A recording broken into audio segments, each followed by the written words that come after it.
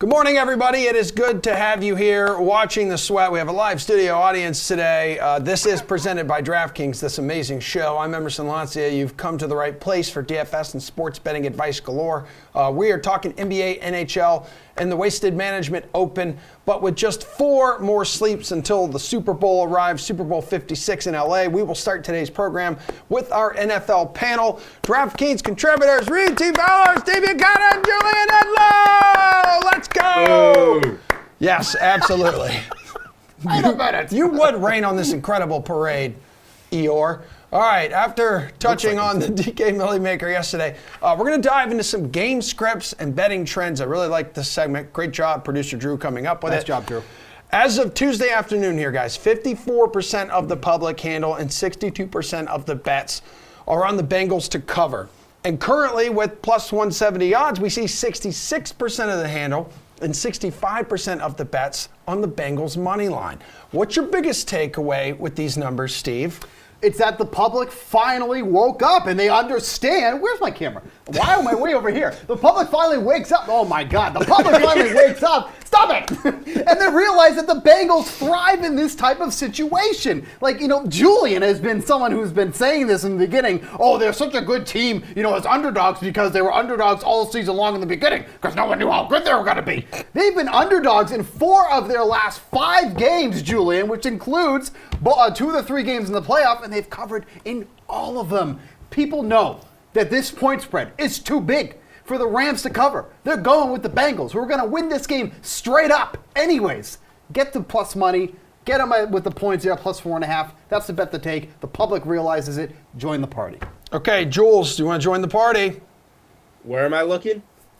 Just straight ahead. Straight ahead. So, Steve just used this as an opportunity to say for the 15th time why he likes the Bengals. The question is, what do these numbers tell us? And it tells us that the public, the casual bettor, wants the plus money, they want the underdog, and they want the Cinderella story that is the Cincinnati Bengals. And that's great.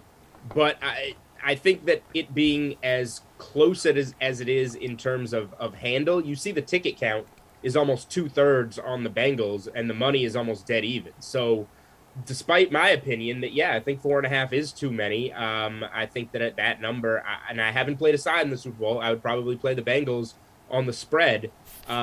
It tells me that sharper bettors, that bigger bettors are taking the Rams here, who are getting no points, half a point for being at home, which is a little different. Last year we had the whole story about Tampa being at home in the Super Bowl. Now it happens 2 years in a row, the second team ever to play at home in the Super Bowl, and it's almost a non-story.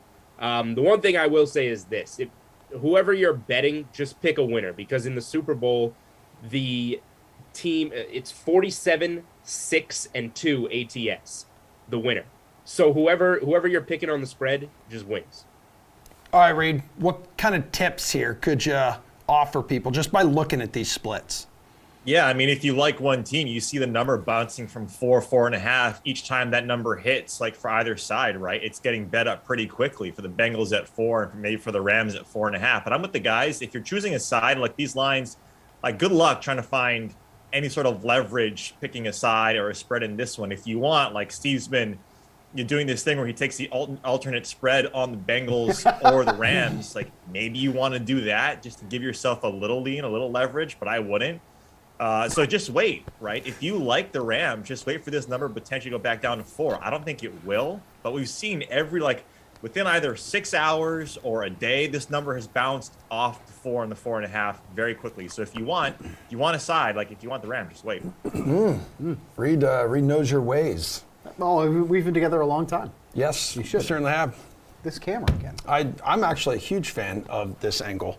But besides here, Steven, loving the Bengals right now, the public is also expecting a higher scoring game with 55% of the handle, 57% of the bets, like backing the over on the 48.5 point total in the DK Sportsbook. Reed, how do you see this game playing out? Like, what's your game script look like? Yeah, I think it's going to be similar to what we saw with Tennessee and Cincinnati. This offensive line and this is probably going to be talked about, and it has been talked about quite a bit, for the Bengals is suspect against the defensive line. Now, you don't blitz. I don't think we're going to get a lot of blitzes from either team, right? Because Stafford and Burrow are number 1 and 2 respectively in efficiency against the blitz. And so we're going to see pressure with 3 or 4 guys with the Rams against this offensive line. That's why I think this is going to be a little bit slower. I think it's going to be an under game, so under the 48.5. And, when you take a look at what Cincinnati is doing, to what Steve has been saying for the last month, is they've been bucking all of these trends. And it doesn't make a lot of sense to us who are trying to handicap looking at the stats or the numbers, is that they've been they've had the less EPA per play or yards per play in every game in the playoffs than their opposing team, but they've created turnovers to get to get that extra possession to then win those games, right? They've been closer games, or they've come back. So I do think that this game is going to be a little bit like that Tennessee game, like these games that we've seen from Cincinnati, where they might get down a little bit early but come back towards the end. But I still got the under. Okay, Julian, your game scripts. How do you see this one playing out? Super Bowl 56. Yeah, I think the sharp money that came in early on the under is correct, and that's generally the move in these Super Bowls. There are going to be some nerves. I know the Rams have been there, but Stafford hasn't been there. Plenty of other guys on that team haven't been there. And the Bengals haven't been there. I know Joe Burrow, Joe Cool gives off this persona. He's played in the national championship game, the SEC, high school titles. It's still the Super Bowl. So for me, game script-wise, I do lean under. But we can see these start to shoot out in the second half. Just look at, I know it's different offenses, but look at Chiefs and Bills, that if the Chiefs make one stop on 4th and 13, that game might end 26-21. Instead, it's like an all-time shootout. So I lean to the first half under. I really like it at 24.5. 23.5 is a little different. You win versus lose on a 14-10 score. That's a big deal. You can pick your spread. You can pick your total on DK Sportsbook. You can go to alternates. You just got to lay a little bit of juice. So first half under is one that I strongly lean to, and I have a bunch of props that I think fit in with that we're probably going to talk about a little later. Okay, Steven, talk to me here. Yeah, I've been kind of going back and forth on this total here. Like Julian mentioned, this was hammered down immediately when this first opened up at 49.5, but there's a lot of factors that also support, taking the over in this spot. Now, we have two of the better scoring teams in the first half. Julian mentioned that, he likes the under on the first half. Obviously, there's jitters and all that's going to be talked about a lot, like that safety with the Broncos and Seahawks was when the first snap went back and they ended up scoring a safety on the first drive of the play. With that being said, the Rams have also been a team that have been successful at hitting the over almost all season long, going 10-9-1. That's also because they scored 30 or more points 7 times during the season while holding opposing opponents to about 21.8 points per game because their defense has been so good. How's that going to play out against the Bengals, who have so many options, a plethora of options that they can go to? So I'm still going to keep flip-flopping on this here. As it stands right now, I think the under is in play at 48.5, but you really can make a case for both sides. I think this is a really well-set number. Well, Jules, based on your game script and how you see this game playing out, which bets would you be backing? So one of the props, a couple of kicking props actually. One of the props that I've bet at already is over 6.5 punts. I think we see both offenses punt on their first possession, which I think is something else you can bet in here if you can find it in the Cheesecake Factory style menu on DK Sportsbook. But over 6.5 punts. I think both teams come out a little slow. I think we see a couple on the first possessions, maybe another one in the first quarter. You get to 3 in the first quarter. Now you only need a few more the rest of the way. Both teams have punted 10 times so far in their 3 playoff games. So you combine those, you're looking at, 6 2/3 punts per game. So mathematically speaking, you're just over that number of 6.5. But I think the slow start is what helps it ultimately get there. One of my favorite props, we talked about this on the Unreasonable Odds podcast with professional sports handicapper Bill Krakenberger, who also was on 6.5 punts. The opening kickoff at plus money to not be a touchback. If you want to go back in history here, 7 of the last 8 Super Bowls, the opening kickoff has been returned. This one gets a little dicey because the kick was moved forward in recent years. But over the last 28 Super Bowls, 26 opening kickoffs have been returned. The kickoff comes out of the end zone. They want that for the way that it looks for the game. You have the nerves when the kicker is kicking off, all the flashes in the crowd, and then you have the ball. The ball is not given to the kicker beforehand. It is cracked brand new out of the box, placed there. And as soon as the kickoff is over, it is brought to the Hall of Fame. So Pat McAfee in the past, who was kicked off in the Super Bowl, said it was like kicking a brick. It doesn't get to the end zone. Plus money. This one used to be like getting plus 300 here. It's plus 110. The opening kickoff will not be a touchback. Dang. Steve, you got a fun strategy like that? I mean, this camera shot again. Dude, it's actually, it's really Why don't you start really to just good. expect it? They've done it every time. Well, I mean, you think that when you're complaining about it, just do this one. Do this one now. Change it. Thank you. Thank you very much. These people back here. Don't look at me. I'm not going to answer until you change it back. Thank you. Okay. Now, what are we talking about? We're talking about which bets you would back based off the strategy and how you see this game playing out that you shared moments ago. Yeah, so there's one bet here too, and obviously you're going to be laying some juice, but some of these ones that if you're laying some juice, if there's reason to like it, I mean, I still have no problem taking that, is the Bengals to convert a fourth down conversion. They are 13 for 20 on this during the regular season and the playoffs. That's a 65% conversion rate. That's the third best in the league behind the Chiefs and the Ravens, 25th in attempts as well. If you think that the Rams are going to win this game or be ahead, the Bengals have to make something happen on offense here. So for them going for it on fourth down and making that, you only need them to get one. It's that minus 175. So again, a little bit of juice here that we're talking about, but it feels like a low number for something that this team has not only done well, but have done it often in these type of situations as well. We talk about that slow start. If the Rams do get out to, an early lead, the Bengals could maybe try to do this here. So I do like that there at minus 175 to make a convert a fourth down play. Okay. Did you say they're 13 of 20 on the season? Correct. So you want to lay minus 175 on something the Bengals have done in 13 times in 20 games? That's what I said. God, you're dumb.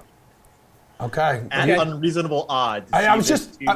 To see this odd couple. I was just gonna say I love their connection, their relationship, which you can hear on the Unreasonable Odds podcast. But there's no S right on the Twitter handle. Reed, drop the S on Twitter. Go ahead, bud. So based off of the question, I think we're going to talk about props in a little bit. But I like those two props. That kicking one is awesome, Julian. That's crazy.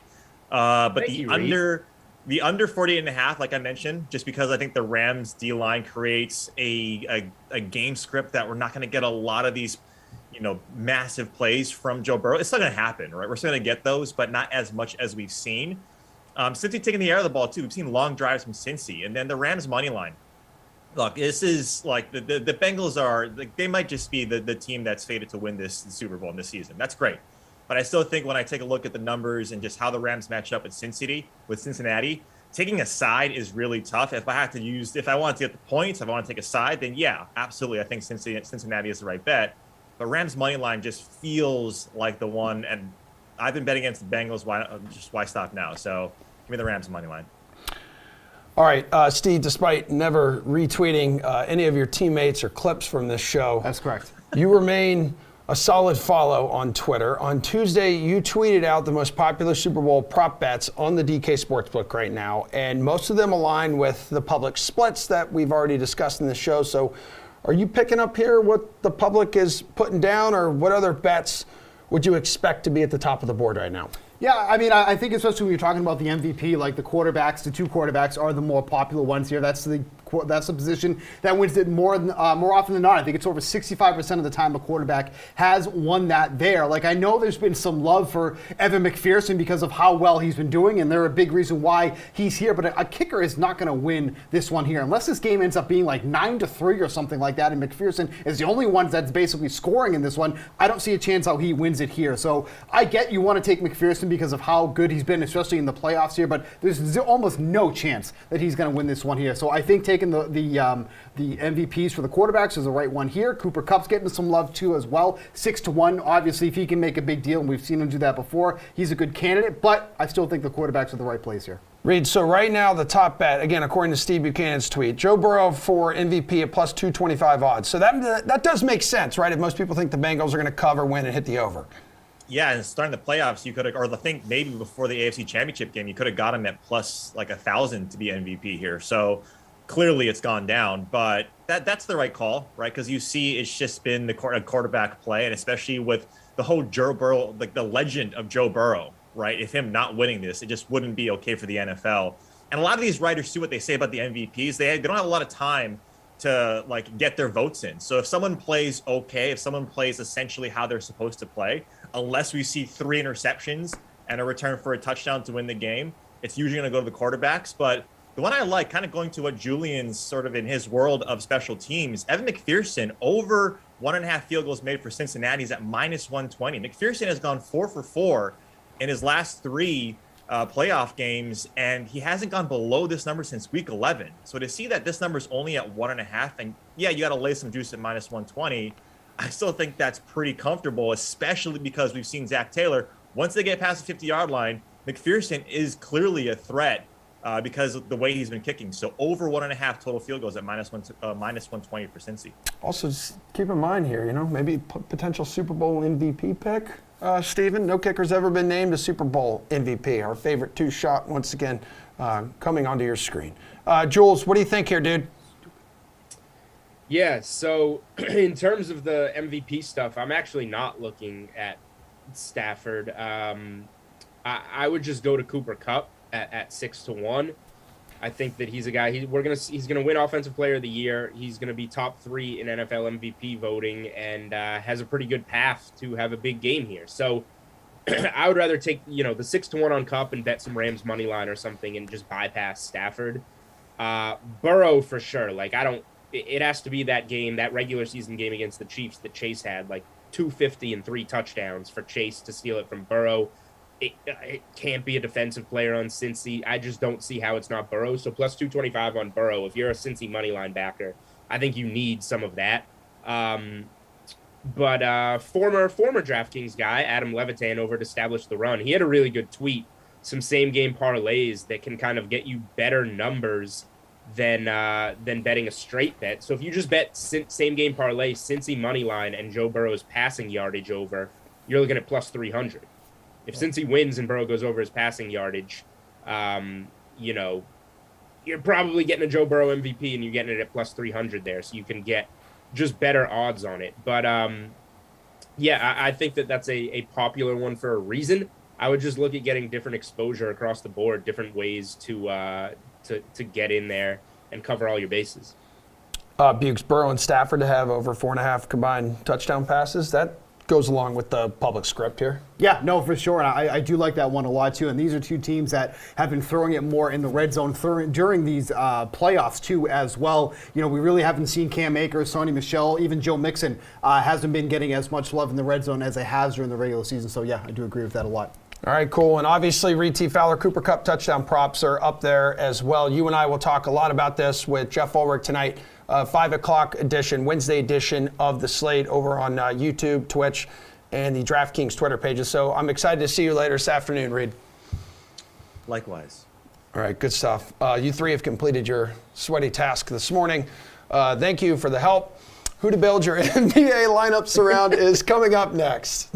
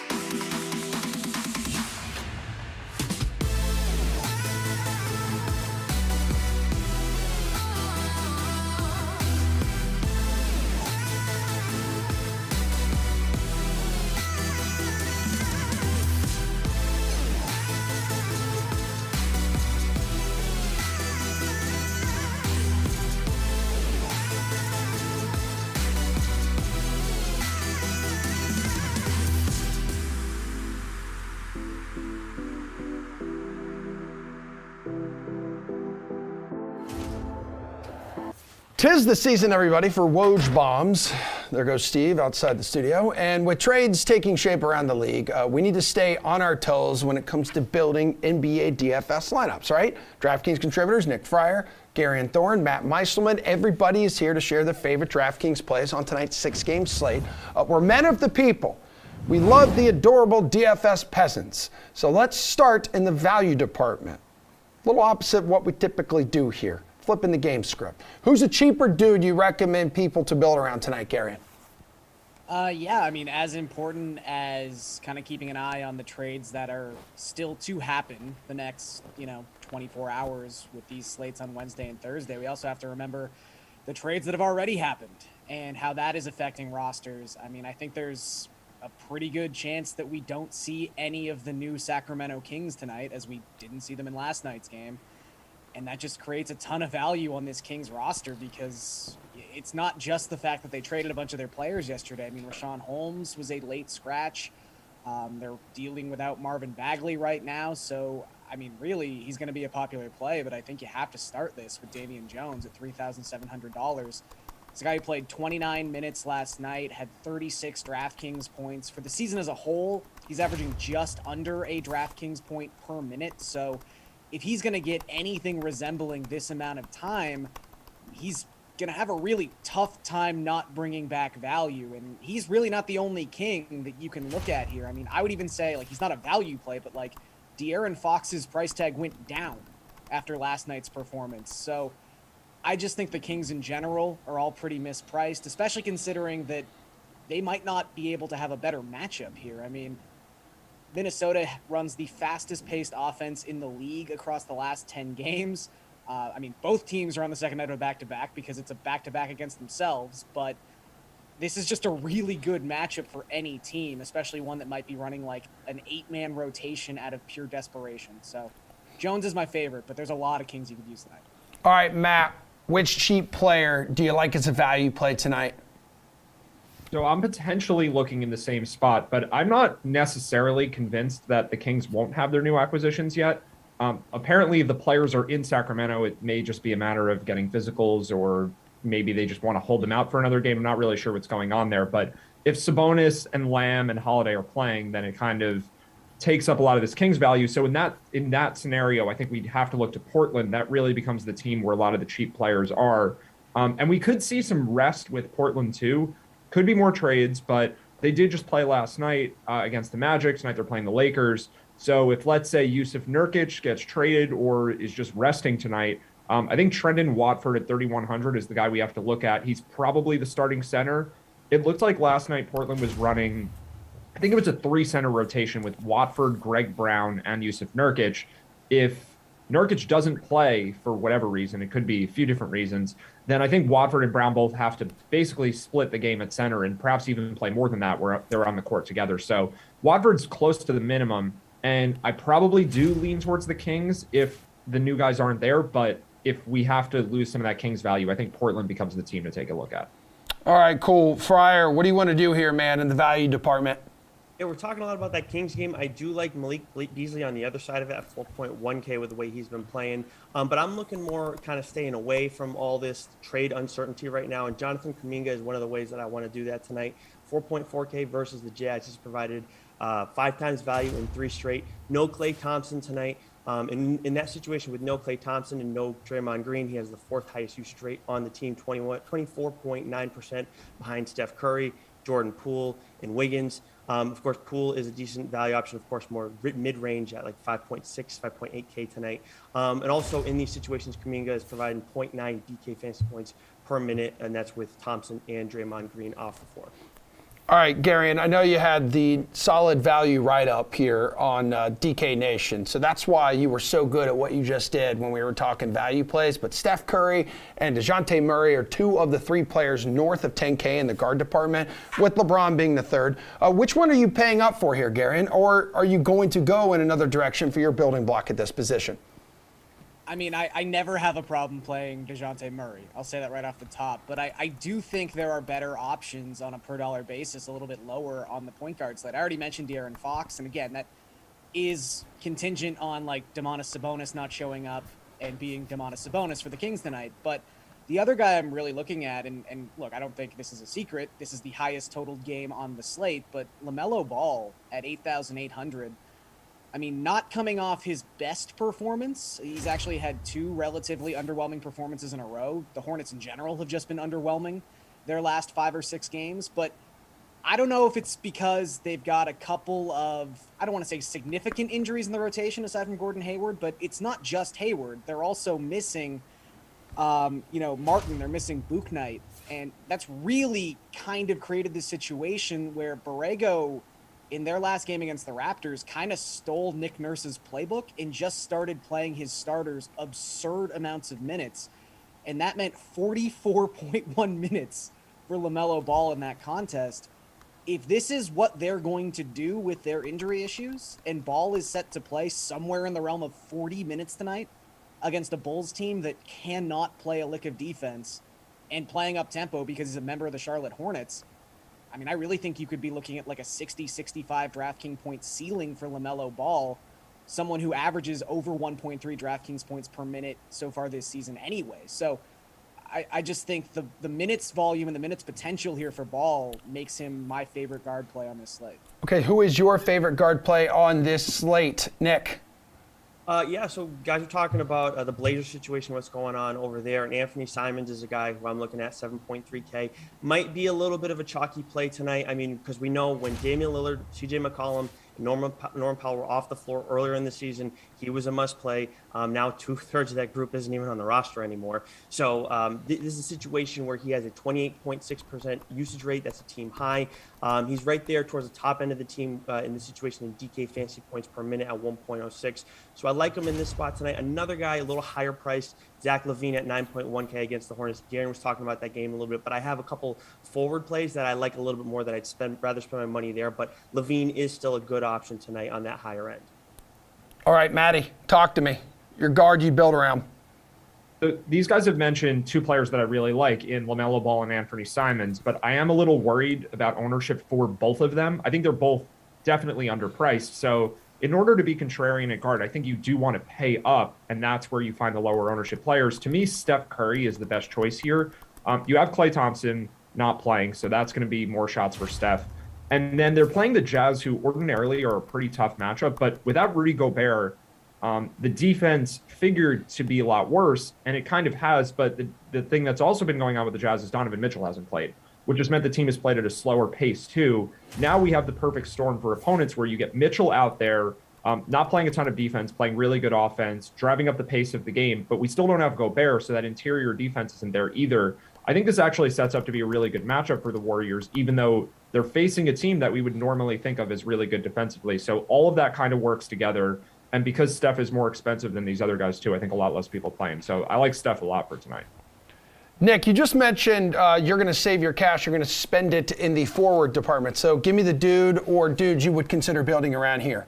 Yeah, so there are two guys, and they're both coming from the Charlotte, Chicago game tonight. I like DeMar DeRozan a lot, 9.6K, and I like Kelly Oubre a lot. Kind of fits more just outside that value range of 5.6K. I think Kelly Oubre is probably my favorite play tonight, but I'll talk about DeMar DeRozan. Actually, I'll talk about Oubre first. This is tied for the highest total on DK Sportsbook tonight. He's comfortably returned 5 times value at this price tag in 4 of his last 5. Bulls bottom 10 in defensive rating, and with no Gordon Hayward on the floor tonight, he has the 3rd highest usage rate in that situation. 1.02 DK fantasy points per minute. I'm not seeing any scoring props for Oubre tonight, but I would be looking for those because I do think he's in a great spot. Gary was talking about Ball, similar kind of reasons in terms of minutes and everything, but obviously different level than Ball. With DeMar DeRozan, 9.6K, he's just been a model of consistency from a DFS side. He's provided 5 times value in his last 7 games.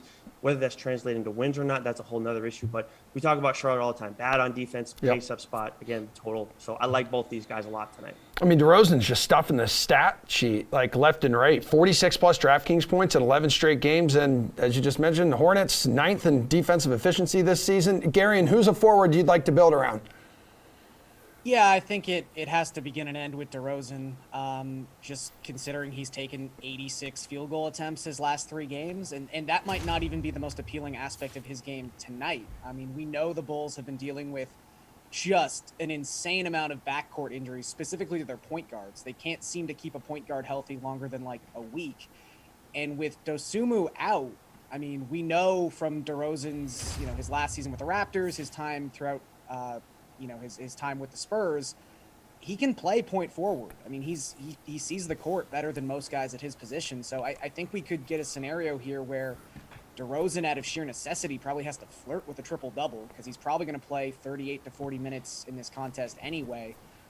He's going to be popular. I mean, maybe you could pivot to someone like Pascal Ciaco, although I think rarely do we have blowout concerns and minutes concerns with the Raptors guys, but without Shai Gilgeous-Alexander, I have a hard time seeing this game against the Thunder be close. So I would say DeRozan is number one, and I would back Nick up too. I think Oubre is also a fantastic play, but anyone in this game is going to be popular. That is something you kind of just have to accept.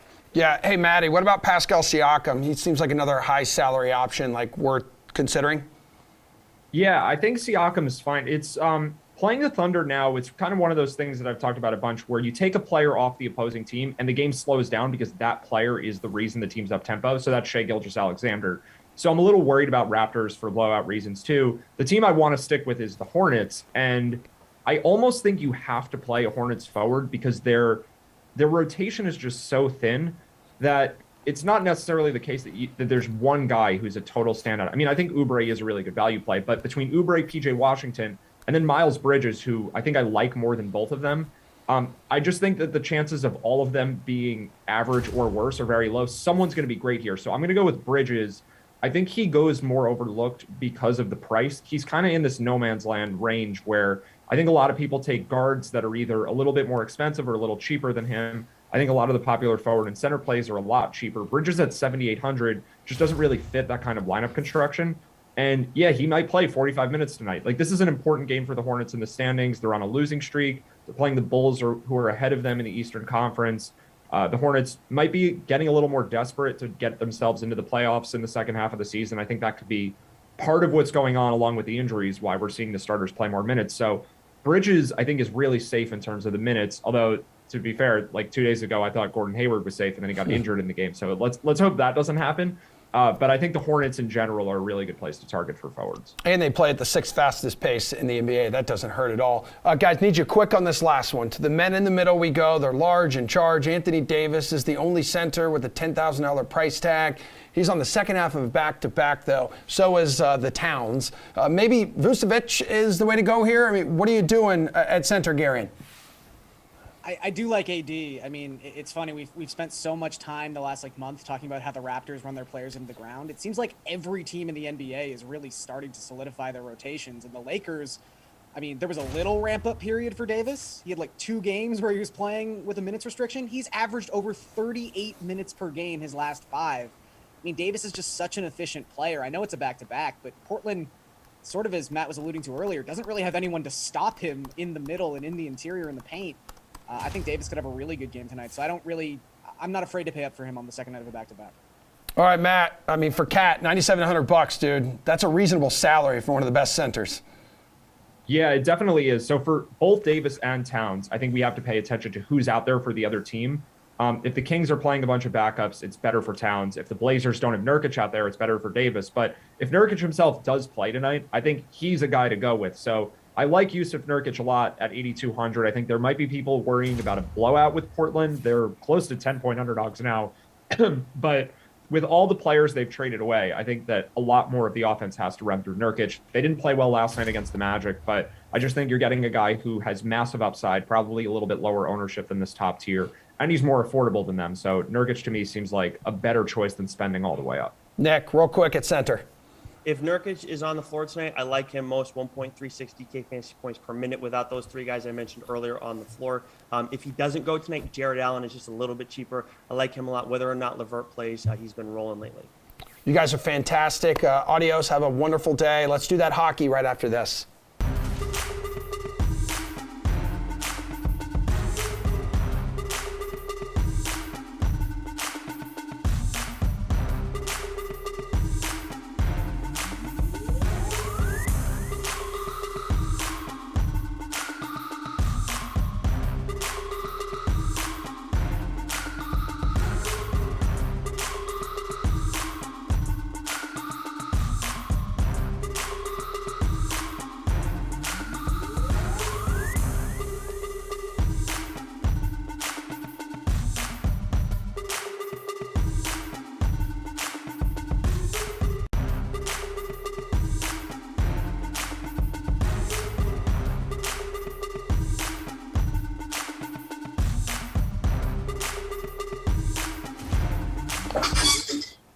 If you're craving some top shelf cheddar, you're in luck because our Sticky Puck panel is buzzing this morning. Roto Wires, Paul Bruno, AJ Scholes, along with DraftKings contributor Jeff Ulrich. 6 games on the slate, guys. We're going to start with a little knuckle puck here.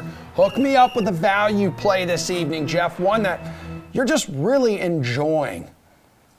Really enjoying Mikael Backlund of the Calgary Flames. You know, I don't think Mikael Backlund gets enough love. Everyone talks about this big first line of Calgary. But, I mean, Backlund, all he does is he's under 4K on DraftKings.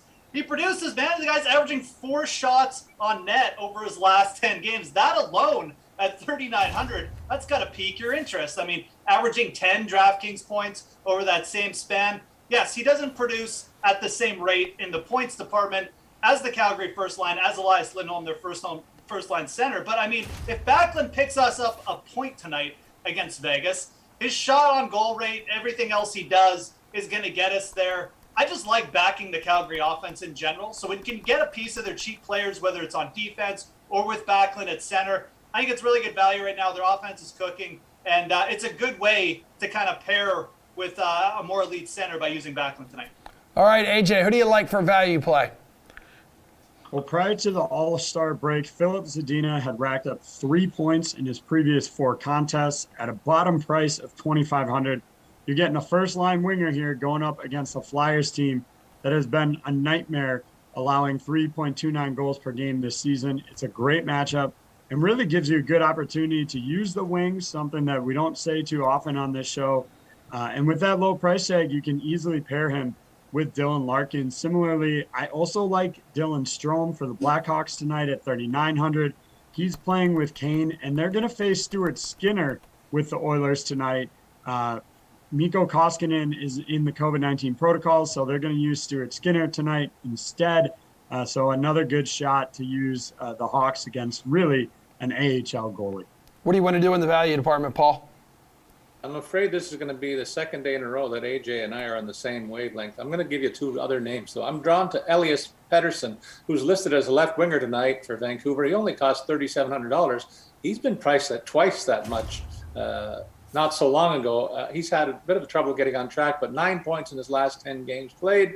He's listed as a center on the third line, according to RotoWire's depth chart, but he's still going to get power play time. 9 points in his last 10 games played. Feature on the power play. That's got to be more than good enough to cover the $3,700 in Van City tonight. I also like Chicago's Brandon Hagel, who's playing right wing minutes on the second line and is also featured on their top power play unit with some of the big boys there. He's chipped in 4 goals and 4 helpers, along with 21 shots on goal in his last 10 tilts. He costs only $3,500 tonight. All right, now are those value plays like enough to sneak McDavid or Draisaitl in the lineup at center, AJ? The Oilers are on the second half of back-to-back here. You fading them or paying up? I'm going to fade them. There's just so many question marks about the Oilers right now that the price tags are too big for these guys. Like I said, Stuart Skinner is going to be the goaltender tonight, so I'm not really loving the Oilers here and their chances on having a good game. So I kind of tipped my hand to this already, but I think Dylan Larkin is worth a serious look at 7,500 given that matchup. And then further down the price range, Jared McCann is going up, and Seattle are going up against the Coyotes. He's at just 5,900 here, and that's a steal. 4 goals and 3 helpers in his last 6 games and poised for another big night. I should also mention that Arizona is going to use Vejmelka in back-to-back nights. That's despite him giving up 5 goals to the Canucks last night. They're going to use him at 2 games in a row, which is pretty rare, especially with such a bad performance. They don't really have another option. Scott Wedgwood is still dealing with an injury, so they're kind of have their hands tied here. And so I think it's a good opportunity, again, to use Seattle, a team that we haven't talked about a ton this season. All right, Paul, you going to pay up for these 2 dudes? No, without upsetting my friend Jeff, I still don't like the fact that this team put up a feeble effort last night against the Golden Knights, and I have to see more than what they've done in the last few games. It combined for 5 points, the 2 big boys in Edmonton, in their last 4 games played. They should each be able to do that on their better days. Throw in the fact that a rested Chicago team comes to town with Marc-Andre Fleury in the nets. That's a mismatch and a half in the nets. I'm surprised AJ didn't harp on that, but I will. Stuart Skinner up from the minors to fill in the net at the other side. The Hawks are struggling too in the recent starts, but the goaltending will be the difference tonight, and the Flower will tip the scales there. I also agree with the look on Dylan Larkin. He's been on a heater of late with 7 goals and 12 points, along with 38 shots on goal in his last 10, and faces the struggling Flyers. That pick costs $7,500. I think it makes more sense to me than the Edmonton Big Boys. Jeff, these are your guys. Yeah, I mean, look, Stuart Skinner in net, he's probably going to be an upgrade over Mike Smith, and he's not on the power play. You know, I mean, it's not a big deal here if whoever's starting a net for Edmonton. I wouldn't mind seeing Skinner put in 6 goals, because it'll just mean McDavid or Draisaitl will have to be shooting the puck more. I don't know. I mean, I feel like the Oilers kind of got embarrassed last night, and you're likely going to see a pretty big bounce back. This is also the Chicago Blackhawks we're talking about. 6th worst power play in the league, 8th most goals against. It's a pretty solid matchup. And I mean, I like Larkin too, but let's not compare apples to oranges here. I mean, the upside with Draisaitl and McDavid is still there. I would probably just pay up for McDavid, because I do feel like there would be a lot of people thinking in this kind of line tonight. You can still pair him with Evander Kane fairly cheaply. I mean, Kane's still coming in under $6K. McDavid and Kane obviously playing together on the regular, at regular strength. You're probably going to see Evander Kane mixing in on the power play too. So all things considered, people going to stay off McDavid here. I would get on it. I just feel like this is such a different matchup than what we saw last night. I'm not shocked that the Vegas Golden Knights clean the Oilers' clocks, but again, we got the Blackhawks here, and it's not like the Avalanche or the Golden Knights again or the Flames. It's the Blackhawks. I think you got to pay up for one of Connor or Leon. All right, who's the best wing option tonight, though, Paul? You got 2 dudes north of $8,000 and Gaudreau and Pacioretty. I'm going to go a little bit below that, and I'm finding 2 guys in the same game. I normally don't go this route, but they're compelling stories. Phillip Forsberg, the hottest shooter from the wing that'll play tonight among all wingers, I think, for my money. He has 10 goals and 5 helpers in his last 10 games, along with 30 shots on goal. Even throw in 7 blocks to average 16.7 DraftKings points per game over his last 10 outings. He faces a Dallas club that's given up 10 goals over the last 3 starts. Forsberg costs only $6,200 tonight, despite all those big numbers. I also like the way Joe Pavelski's been carrying himself with 5 goals and 10 helpers in his last 10, and he had such an impressive showing at the All-Star game. I know that these guys are opposing each other tonight, but they can both be productive in what I think could be a very high-scoring tilt. And so I'm waiting for that and hoping that it pays off. Jeff, what are you doing in the wings and things department? Yeah, I mean, look, Forsberg should definitely be a guy like you have a lot of interest in tonight. At the same time, I mean, we've talked about the Detroit Red Wings top line, right? So Tyler Bertuzzi coming in quite a bit cheaper than Phillip Forsberg at $5,800. And I mean, the one thing about this slate, there's some ugly teams on here, but that creates really good matchups. I mean, the Philadelphia Flyers, I mean, I was giving the Blackhawks some jabs there, but I mean, the Flyers are worse. I mean, they're a better matchup. Bertuzzi in this Detroit top line too, people forget, I mean, they're such a good stacking option in DFS. It produced the 6th most goals scored just in terms of line production as a unit. So, you can pair Bertuzzi with Larkin if you're going that route. $5,800. I also think Evander Kane. I mean, look, you can hate Evander Kane all you want, or you don't like the move for the Oilers, but I mean, he has come out of the gates kind of running. I mean, 5 shots on goal again last night, 2 goals in 4 games. I mean, he's playing with Connor McDavid, obviously. So lots of cheap options on the wing, and these are very productive fantasy players. Forsberg, Kane, Bertuzzi. I think you have to roster 2 of those guys, quite frankly, because all of them are too cheap, and they allow you to pay up at the center position. AJ, who's your winger tonight?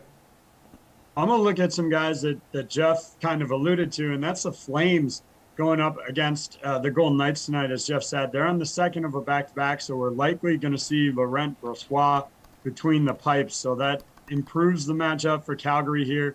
I'll go all the way up for Johnny Gaudreau at $8K and Tkachuk at 7,500 respectively. For his part, Tkachuk has cooled a little bit heading into the All-Star break, which is 1 point in his last 4 games, but he was still shooting the puck in those contests.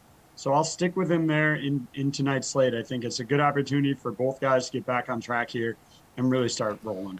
All right, guys, quick here, please, on Slate Approved Pick. We're going to go to the sportsbook side. Give us your favorite bet for this 6-game slate, Jeff.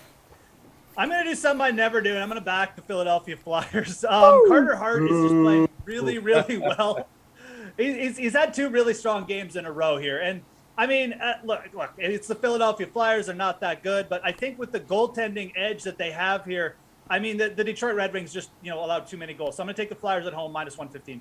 AJ.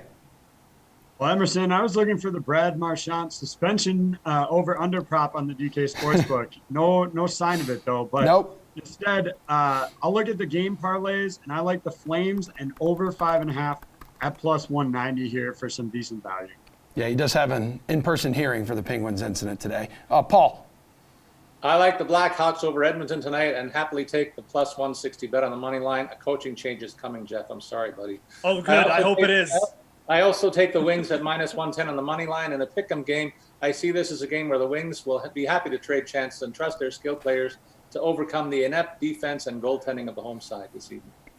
Excellent work. One more block to go, one more break to go. Golf guy Lynn Hochberg will take his victory lap right after this.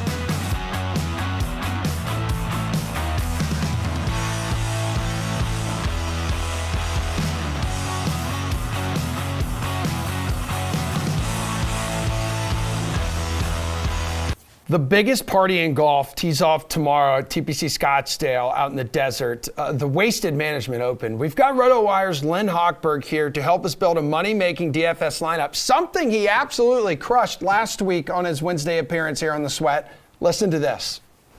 Last year, Tom Hoagie finished 12th here after years of not playing well, and we couldn't have seen it at the time. There was nothing other than that to let us know, but it seems like he's been a different player since then in the past year, and certainly in the last 6 months. He was 4th at the Northern Trust loaded playoff field. He had another top 5 in the fall series, and then he was runner-up a couple of weeks back. 3 of the best finishes of his career at age 32. It's certainly, these are not isolated things. These are coming with greater frequency, and it seems that at age 32, Tom Hoagie is finding a new gear in his career. It doesn't happen very often, but it can happen, and it does happen. And so I like to look for him. He's $8,500. There's not too many guys I like in the $8,000 range like I did in the 9s. I look for Tom Hoagie to keep it going. Dude, nobody else is handing out winners like we are here on The Sweat. Len, you did it. You peaked. It will never get as good as this ever again. I hereby retire from the game of golf prognosticating. No, that was very sweet. Thank you guys for showing that again. Yeah, it was a fun tournament to watch, and independent of picking him, so it was all good. Thank you. Yeah, hell of a pick. I mean, second straight first-time winner on the PGA Tour. I believe there's been 4 this season. As for this week, though, Len, let's start with Jordan Spieth, runner-up last time out to Tom Hoagie. He's only $9,900. How much do you like Spieth with a modest discount? Well, I like him a lot. Yeah, at 9,900. Sure, there are a lot of guys in front of him. He was 4th here last year, and this was the tournament that where Jordan Spieth became Jordan Spieth again. He 4 years of out in the wilderness, wherever he was, he started to find something and was a top 5 here last year. And my sources on the ground at TPC Scottsdale tell me there are no 90-foot cliffs, 70-foot cliffs, whatever they are, at the course there, at the stadium course. So he should be good to go. Ball striking, really good for him. His putter still hasn't caught up. If his putter catches up, watch out for Jordan Spieth. Yeah, that would have been his first win, nearly like 4 years. Would love to have seen him back in the winner's circle. Has a chance this week. Back to the favorites. Top price people here. Who are you looking at over 10 grand? So like Rahm and Thomas are there, Cantlay and Matsuyama too. Yeah, this is a loaded field. 3 of the top 4 in the world, 5 of the top 10. There are some big prices. I was surprised to see Jon Rahm that high at 11.6. And Justin Thomas a little bit behind him. I actually like the guys coming thereafter. Matsuyama, Hovland, and Cantlay. I like those guys better. They're a little bit cheaper. I think there's a lot more in their games right now to make them attractive. Look, Jon Rahm and Justin Thomas could win any time out. I could be wrong, but I like the other 3 guys better this week. Yeah, that's right. And going back to my Spieth comment, he did win the Valero Texas Open back in April. Brooks Koepka, he won the event last year. Not exactly in top form, but at 9,400. How do you feel about taking a shot here on Brooksy? Brooks Koepka is a great player, but there just seems to be too much drama around this guy. Much of it self-inflicted. He won here last year, and he deserved the win, but sort of Xander Schauffele kicked it away, and Koepka won the tournament. He's good enough to win any time out. There's so much drama with him. There's so much variance with him. I don't know when I'm going to pick Brooks Koepka. It's not this week, maybe in a major, maybe in the U.S. Open. Look, I'm bound to be wrong to just sort of, blanketly dismiss Brooks Koepka because of all these things, but I think I'm going to be right more than I'm wrong with him. Yeah, that's right. I remember it was like he had that sick eagle chip in, right, from a greenside area. I think it was the par 4 17th that kind of put his stamp on that tournament last year. That was a memorable moment for him. There's a lot of memorable moments at this tournament. And the Twitter account here for the Phoenix Open also just tweeted out an hour ago, Len, hey, everyone, make sure you respect these golfers. You have to remind people because it is such a large party there. Yeah, and last year it wasn't that big of a party because of the pandemic. They were limiting it to 5,000 fans, something like that, a day on the grounds. They get 3 times that many just on the 16th hole alone. So, yeah, and that's something to point out. I'm glad you brought it up because it does take a certain type of player to be able to, be in this unique environment. If it's not for you, don't show up. But obviously, so many of the top guys love it. They are there. It should be especially raucous this year. Yeah, and you've heard some rumblings and rumors in the past that some golfers don't really buy into that atmosphere, which is why some of them don't really show up here a whole lot. But let's go to your sweet spot again from last week. This is the $8,000 range. Tom Hoge, 8,100. A few other stars here, though, including, Reed T. Fowler's Tony Finau. You have Jeff Ulrich's Louis Oosthuizen, Webb Simpson, Adam Scott. Who do you like in this range? Well, interestingly enough, when I went up and down the DraftKings board, there was a pocket that did not interest me at all, and that was the upper 8s, 85 to 9,000. There, I can definitely see where Reed and Jeff and some of the others are going. There are things to like there, but I do like the lower 8s better. 8-4, Seamus Power. Maybe some people are going to be off of Seamus Power this week because he had that big lead at Pebble Beach and then he lost it. But, he hung tough. He ended up tying for 9th. I mean, at the beginning of the week, if you say Seamus Power is going to tie for 9th at Pebble Beach, that would be a win for a lot of people. He's becoming a top 15 machine. It's going to end sometime. I don't know if it's going to end this week. $8,300. Corey Connors, 17th last year. Yeah, Corey Connors has missed 2 cuts this year already, 3 all of last year. I'm monitoring that, not quite worried about it yet. If he misses another cut, then I think we really have to worry about Corey Connors. But this is a ball striker's course. He is a ball striker. And 8,200, Russell Henley, another ball striker, has not had the greatest history here. I'm not quite sure why, but I like those 3 guys in the lower 8s. I love the Powers pick because his consistent performance lately cannot be overlooked. You mentioned a top 15 machine. That's in 7 of the last 8 starts, so that's extremely impressive. Less than 2 minutes to go in the show here, Len. Who's a low price value you like? Yeah, I like Keith Mitchell at $7,500. 2 top 12s already this year. Ball striking machine. And $6,900. Adam Hadwin. We normally see Adam Hadwin every week in the 7s. This is a little bit of a bargain. He's already has a couple of top 25s. He's made 6 straight cuts at Phoenix. All-around player, really good. Yeah, and Mitchell tying for 16th here in 2020. Last question. We're going to get you out of here with this before you take off. Who is your pick to win the Waste Management Phoenix Open? You know, I was very high on Patrick Cantlay last week, and he didn't deliver. He didn't deliver. He finished 4th. You know, he did not hit his irons last week. He's normally an iron machine, and he also didn't make many putts last week. He's 10-7. I like him better than the top 2 guys. I think Cantlay, if he just turns around his irons, and it would be surprising if he didn't, I think he's going to be right there again. 3 starts for Cantlay in 2022 and 3 top 10s, Len. This will be his first start here, so we'll see how he handles that atmosphere, especially at 16. I'm excited for it. I love this tournament. Always goes neck and neck there with the Super Bowl as well Sunday. Enjoy sitting on your couch. Len, peace out, dude. We got Madden Sim starting here at high noon with the 49ers at the Rams. That's it. And then at 5 o'clock, this is important, it's the slate with more Super Bowl bets and gossip, as well as lots and lots of golf for this Wednesday Golf Guys edition of the slate. Reed, Jeff, yours truly. Everyone, have a fantastic day. Thanks for watching. I'll see you back here tomorrow morning.